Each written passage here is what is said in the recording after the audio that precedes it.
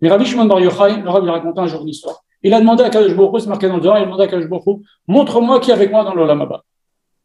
Imaginez Rabbi Shimon Bar Yochai, qui est avec lui dans sa place à Chavrota dans l'Olam Haba. Kadosh Baruch Hu lui a montré. Et qui c'est?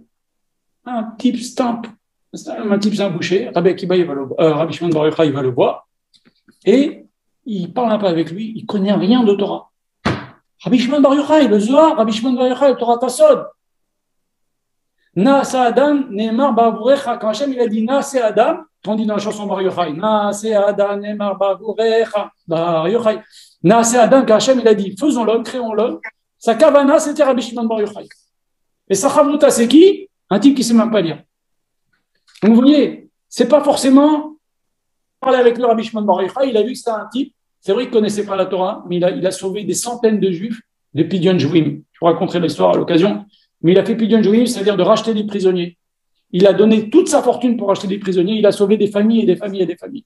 Racontez, il y avait un jour, au port, il y a un capitaine de bateau, il était sous l'art comme ça. Il disait, une cargaison dans mon bateau, si je la vends pas très cher, 100 pièces d'or, je vais la jeter. Et à l'époque, il y avait beaucoup de juifs qui étaient comme ça, qui kidnappaient. Par exemple, les 3 Gaonim qui sont en Afrique du Nord. Grâce à eux, il y a la Torah en Afrique du Nord. Ils ont donné beaucoup en Afrique du Nord. Ils ont été kidnappés, eux et leurs femmes. Il y avait des pirates, ils les ont kidnappés, ils ont mis les femmes sur un bateau, les hommes sur un bateau, les hommes ils ont sur un petit bateau, ils ont frappé, et les femmes elles ont senti que les pirates allaient abuser d'elles. Ils ont dit à leur mari, et si on se noie, on se jette à l'eau, est-ce qu'on aura triatamékim? Ils ont trouvé un passou que oui, elles se sont noyées pour pas être profanées. Donc c'est une époque difficile. Et donc alors le boucher il a compris, celui-là il doit avoir des juifs prisonniers. Dès qu'il y avait un bateau, il y avait des pirates, il attaquait, il les prenait, il les revendait. Il a une valeur marchande. 100 pièces d'or. Il apporte 100 pièces d'or. Et il dit, oh non, il me faut 200 pièces d'or. Sinon, je les jette à l'eau. Il n'a pas dit encore ce que c'est. Il a dit, j'ai une cargaison, mais il a compris. Il n'a pas dit mes fourrages. Il lui apporte 200 pièces d'or. Il dit, non, 300 pièces d'or. Il lui donne tout, il revend ses biens ici, qui va sauver plein de juifs. Il donne 300 pièces d'or, il libère 400 juifs. Des femmes, des enfants, des adultes. Il les aurait jetés à l'eau. C'est des chiens, comprenez? Et cet homme-là qui était la Chabota Rabbi Shimon Bar Yochai, il ne connaissait pas la Torah, mais il a fait des Maasim Tovim très chers aux yeux d'Akadosh Baruch Hu. C'est la plus grande tzedaka Pidyon Jouim. Au point que si quelqu'un il a donné par exemple, si j'ai acheté une tzedaka pour acheter des livres, je ne peux pas acheter avec des chaises en synagogue. Je peux acheter par contre un Aron HaKodesh. On monte Malim Bakodesh, Ben Moridit. Si j'ai acheté de quoi payer, quelqu'un il a dit j'offre le Aron HaKodesh et on a assez d'argent pour l'Aron HaKodesh, on peut acheter plus, on peut acheter un Sefer Torah. Maintenant, s'il y a Pidyon Jouim, même l'argent qu'on a décidé pour un Sefer Torah, on prend, on sauve des vies. On sauve des vies quand on fait Pidyon Jouim.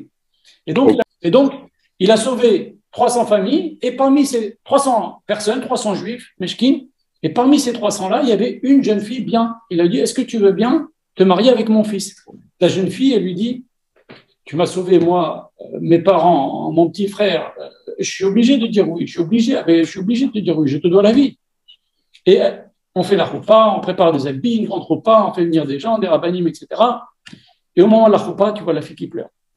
Il dit, ma fille, pourquoi tu pleures? Et un autre homme dans la salle qui pleure. Et le fils de cet homme-là, en costume, prêt à se marier, c'est son mariage, il a parlé avec la fille longtemps, etc.